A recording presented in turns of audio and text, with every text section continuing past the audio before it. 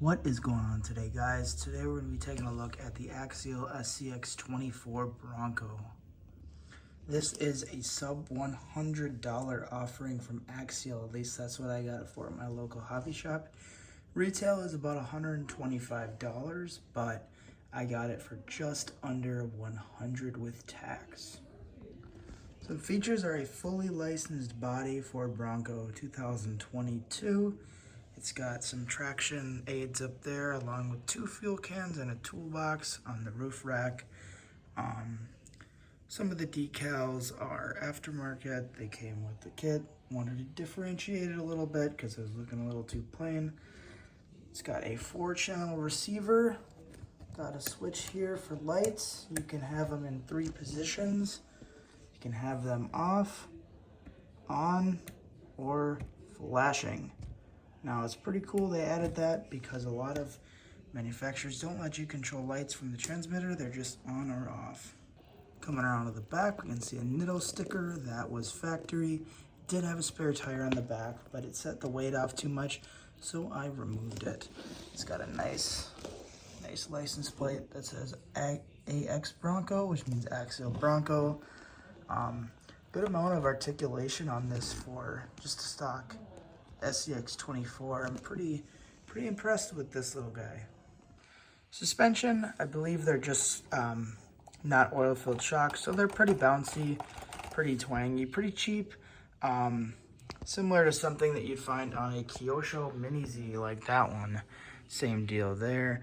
Wish they'd had oil-filled shocks. I feel like that would help because it starts to wiggle a little bit as you're going, and it just takes away from the scale aspect of the truck. Opening up the body here, kind of looks like a funny car with that Velcro there. You see you have a 750 milliamp hour 2-cell LiPo going into your ESC with your brushed motor. Brushless offerings are available. They start at about $70, so they're pretty spendy compared to the base price of the vehicle at $125. This vehicle does have a servo on axle design, ladder chassis frame, and fake external reservoir shocks.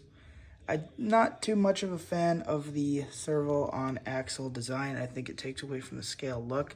I wish they would have just mounted it a little higher, took away some of the low center of gravity, just to really hammer home on that scale value. In terms of transmitter, you get just a standard, I believe it's Spectrum. They're owned by Horizon Hobby now, so they kind of have their own type of transmitter. You got all your steering trim and all your directions, steering reverse, throttle reverse. You do get a little indicator of car battery, which I think is really cool because as you can see, of course it's not going to do it for the video, but it does turn yellow and red.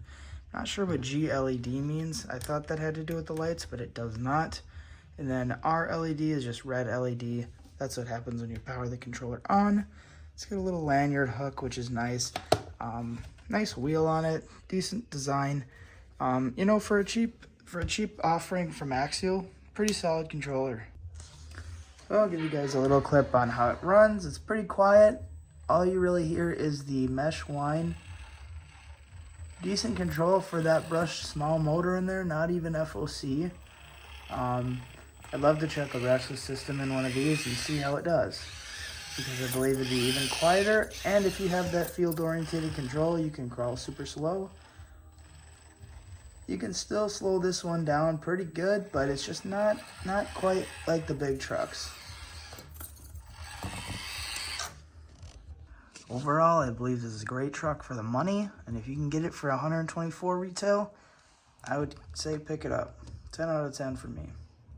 Here's a little comparison on how it compares the size to other rivals, such as the TRX-4M, which I previously have done a video on, and the Kyosho Mini Z, which is a 1/24 scale offering from Kyosho. As you can see, the SCX-24 is a little bit bigger, coming in a few inches, about an inch longer, maybe half an inch wider. But when you put it to the TRX-4, you can see that it's a pretty good size from that 1/24 to 1/18 scale. Overall, for it being the cheapest out of these three, I honestly think it's the best. I really like the slow crawl abilities, I really like the scale looks, and I really like the noise it makes. It doesn't make that much noise or lack thereof. TRX-4 also looks great in scale.